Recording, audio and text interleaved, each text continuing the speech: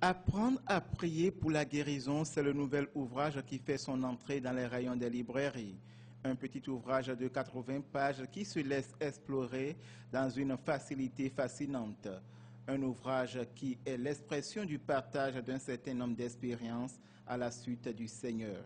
Pourquoi ne pas partager ces expériences avec ceux et celles qui sont des chrétiens, des chrétiennes de notre pays, et du monde entier? Alors, je me suis entré en moi-même pour voir comment est-ce que j'ai fait le chemin avec le Seigneur. Et donc, la première des choses qui a eu à me frapper, c'était mon entrée dans la vie, dans la vie chrétienne comme il faut.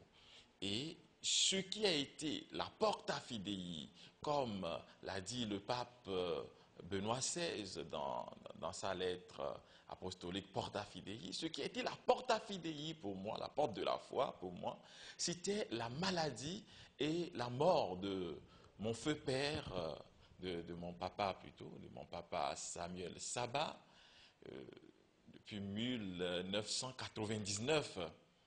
Alors, sa maladie se manifestait de deux manières différentes. De 12h30 à 15h, il était malade. Il souffrait terriblement. Et de 0h à 3h du matin, il souffrait. Il se tordait de douleur. Voilà.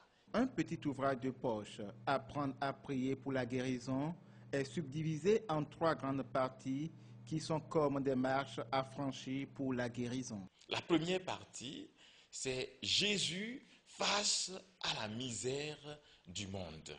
Jésus face à la misère du monde. Et donc vous allez voir que cette partie est divisée en 6 que vous allez découvrir au moment où vous aurez à lire le document. La deuxième partie, c'est le pasteur selon le cœur de Dieu. Le chrétien qui veut vivre les états et les mystères de Jésus doit passer dans les traces de Jésus, doit poser ses pas dans les pas du Christ. Et la troisième partie, c'est quelques prières pour entrer dans la profondeur de l'intimité avec le Seigneur. Apprendre à prier, c'est aussi des prières de guérison et d'auto-guérison. C'est quelqu'un qui tombe évanoui ou c'est quelqu'un qui est attaqué par un sorcier. On voit que c'est l'œuvre du malin qui est en train de se manifester. Le chrétien ne doit pas trembler. Voilà. Le chrétien ne doit pas trembler. Il faut qu'il pose des gestes. Et dans ce livre, nous pouvons trouver une prière qui aide la personne elle-même, si c'est elle qui est attaquée, à prier pour elle-même, ou si c'est un de ses frères, un de ses membres de famille qui est attaqué ou qui est malade, à prier pour elle afin que le Seigneur puisse opérer dans sa vie une merveille. Tel un breviaire, apprendre à prier pour la guérison est indispensable pour tout chrétien et non chrétien en vue d'approfondir son intimité avec Dieu.